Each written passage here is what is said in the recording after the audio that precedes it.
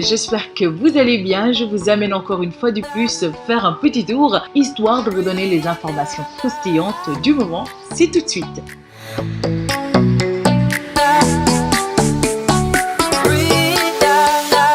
Démarrons ce petit tour avec une information qui va vous pincer le cœur, ça j'en suis sûre. Nous allons parler aujourd'hui de la mort de Fatou Kiné Gaye, la gérante du multiservice ETS Mansourci, retrouvée sans vie dans son lieu de travail vendredi dernier à Pékin Rue 10. Donc Hassim Ba, qui est son meurtrier, est passé aux aveux lors de son interrogatoire à la suite de sa garde à vue au commissariat de Pékin. D'après le journal Libération qui donne l'information dans son édition de ce lundi, le mis en cause a mouillé son épouse. Hassim Ba a en effet déclaré, selon le journal, qu'il a commis son crime parce que cette dernière lui mettait une terrible pression pour trouver l'argent nécessaire pour le baptême de leur premier enfant, prévu 2 jours après le drame, donc hier dimanche. Hassim Ba s'est brouillé avec Fatou Kiné Gaye après qu'il a déclaré lui avoir versé 5 500 000 francs CFA alors que cette dernière n'a reçu que 2 millions. Réprimandé par Fatou Kiné Gaye qui a dans la foulée refusé de lui prêter 200 000 francs CFA, il a quitté le point de transfert pour revenir lui asséner 37 coups de couteau selon le journal Les Échos. Donc le monsieur a poignardé Fatou Kiné Gaye 37 coups de couteau pour de l'argent. Voilà, bref. L'arme du crime, un couteau de cuisine, des habits tachés de sang et 1 million de francs CFA et poussière. Donc je vais dire 1 900 000 francs CFA ont été retrouvés chez lui dans une armoire. Hassim Ba a confié aux enquêteurs selon la Libération avoir remis à son épouse pour le baptême le reste des 3 500 000 francs CFA déclarés et non versés. En tout cas, les Sénégalais sont choqués de ce qui s'est passé à Pékin Rue 10. Cependant, nous présentons toutes nos condoléances à la famille de la défunte qui est Fatou Kiné Gaye.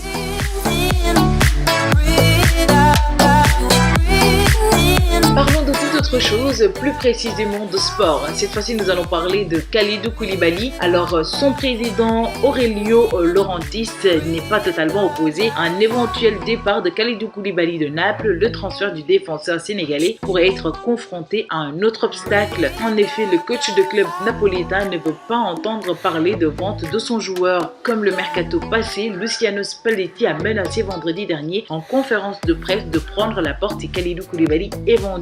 Il a fait savoir, je cite, « Koulibaly, à mon avis, n'est pas à vendre, tout comme la saison dernière à laquelle j'ai menacé de prendre la porte. S'il était vendu, je recommence. » Malgré son âge relativement avancé, 30 ans, le capitaine des Lions est une denrée rare sur le marché. Je cite, « C'est un joueur toujours prêt à donner un coup de main, sait où intervenir et comment élever le niveau. Il fait ce qu'il faut. Nous voulons avoir une autre saison importante, donc il ne peut pas être vendu. Les gens disent que vous pouvez avoir un joueur plus jeune, mais vous ne pouvez pas acheter un leader qui s'est développé ici pendant tant d'années, qui vit et respire la ville et redonne cette passion sur les terrains. » Spalletti conclut en faisant savoir, je cite, « Kalidou n'est pas le même que les autres pour de nombreuses raisons. Il a donc besoin d'une attention particulière. Ce sont toutes des choses dont nous discuterons au cours de ces prochains jours. »